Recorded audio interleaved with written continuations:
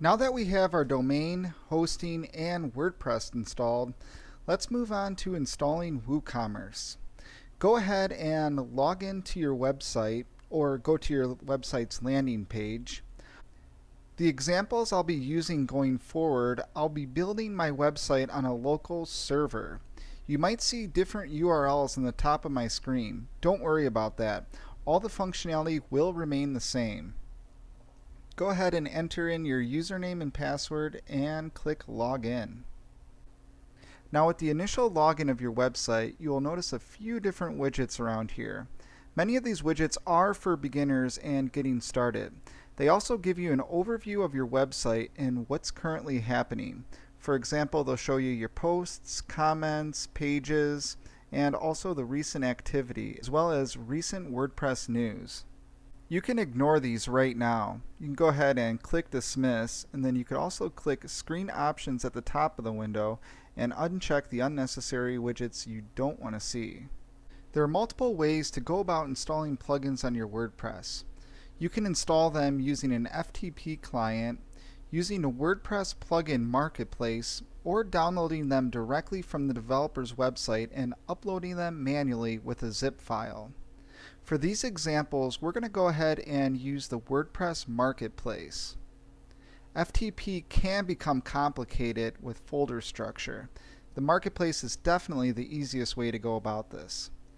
To do this, go ahead and click Plugins and then click Add New. This is going to bring up a bunch of general plugins on the WordPress market. We want to go ahead and find WooCommerce and install that.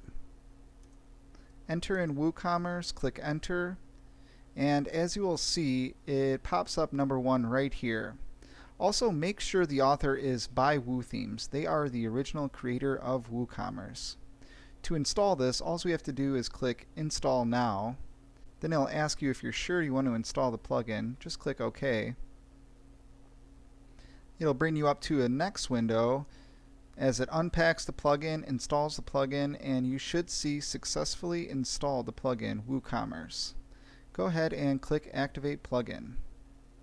This will bring you to your plugins page. As you can see right here, this is the home for our plugins page. We can also get there by clicking Plugins, Install Plugins, which will bring up the same page as we see here. WooCommerce will pop up a couple notifications indicating to install the WooCommerce pages. These are the general pages for your shopping cart, My Account window, checkout pages, and shop pages. You will want to do this. Go ahead and click Install WooCommerce Pages. And there we have it. Our WooCommerce pages are installed. We can also check Pages and click All Pages, and this will bring up the new window with the new WooCommerce installed pages. As you can see, we have our cart, checkout, My Account, and shop.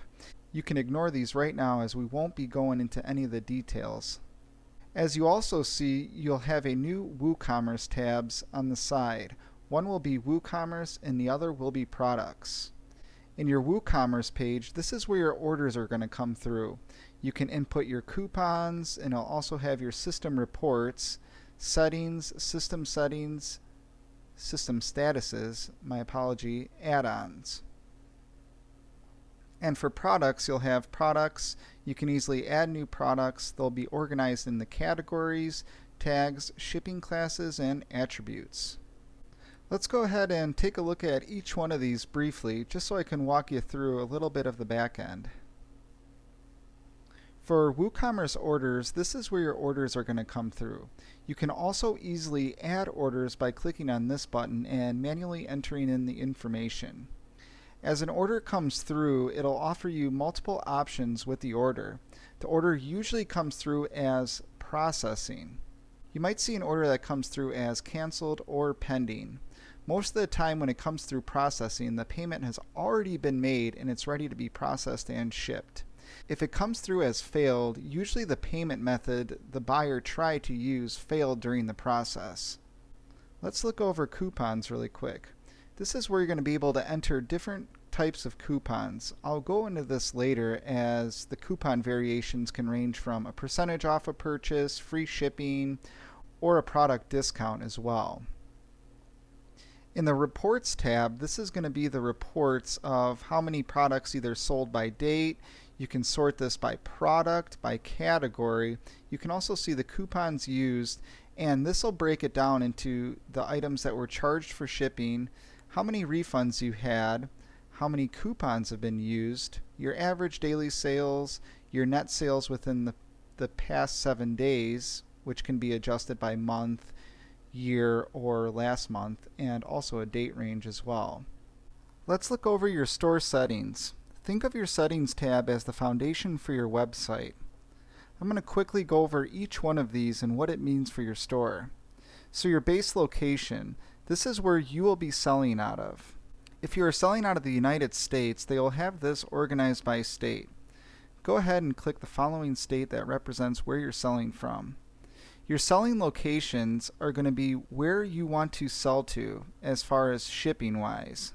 This often helps if you don't ship internationally and you only ship to, let's say, the United States, Canada, and or Mexico. The store notice. This will let you display a message on the top of your store near the address bar. Next are your currency options. These will affect how the prices are displayed on your front end. If you use the US dollar, you can go ahead and click US dollar. The currency position is going to control the position of the currency symbol. You can adjust this with a space as well. You also have a thousand separator, decimal separator, and number of decimals. When you do adjust your changes on here, make sure to click Save Changes. Next, let's go ahead and look at your Products tab. This is going to be divided into 4 subcategories: your general, your display, inventory, and downloadable products. Weight unit. This is the weight measurement of your products in your store. You also have a dimensional unit, which could be in inches, centimeters, millimeters, and yards. Reviews and product ratings. This enables ratings and reviews of your products. Ratings are required to leave a review. Show verified owner label for customer reviews. This is helpful for people who have actually purchased a product from your store and not spammers.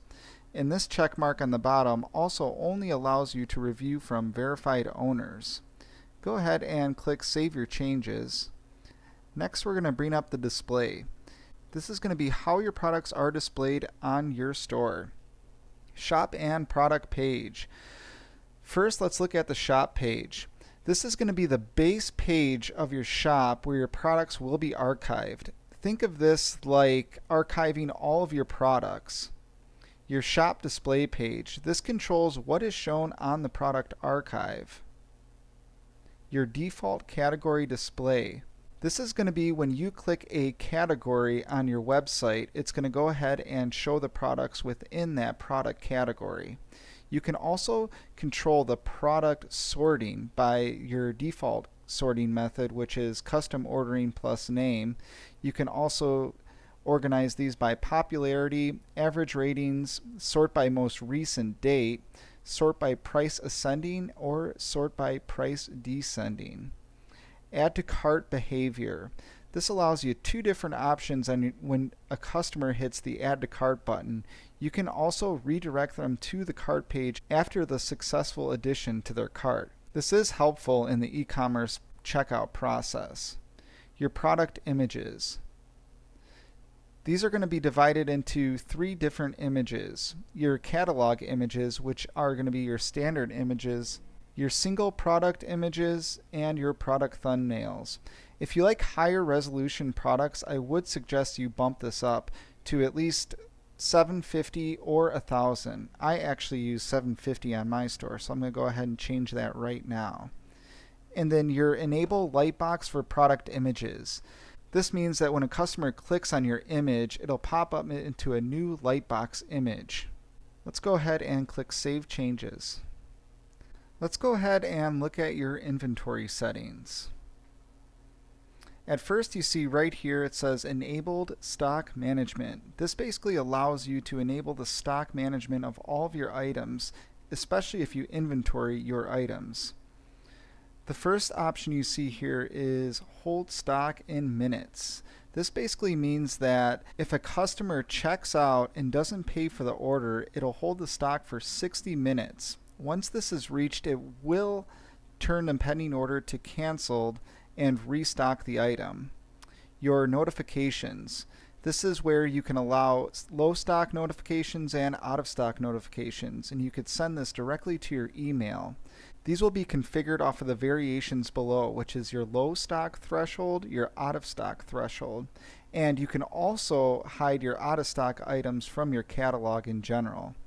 This is your stock display format. This is where it's going to show right next to your item, so you can always show your stock by your item. You can only show your stock when an item is low. For example, only 2 left are in stock, or let's say you have it the low stock threshold at 5, it'll say only 5 left in stock versus in stock. And then you could also say never show stock amount. And then go ahead and click Save Changes if you made any changes to that. Lastly, we have downloadable products. Let's go ahead and click that. This could be useful if, let's say, that your products have product manuals. You can offer an additional manual for that, or you can allow the customer to download that manual after a specific purchase. Generally, we won't be dealing with this too much with our store. We do have several tabs left to go over. However, for tax, checkout, shipping, accounts, emails, and webhooks, I will go over later because it requires variable data depending on the products you sell. Think of the general and products as the front end of your store, and tax, checkout, shipping, accounts, emails, and webhooks as the back end. For more e-commerce resources, including guides, tutorials, and walkthroughs, visit actionecommerce.com. That's actionecommerce.com.